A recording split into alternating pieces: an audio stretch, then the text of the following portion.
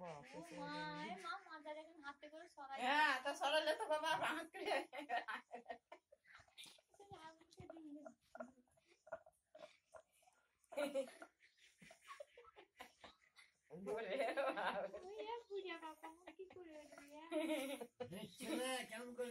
করে দেখছে না একবার দেখলেই ছেলে।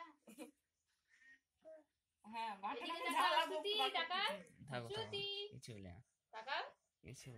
মাথা হচ্ছে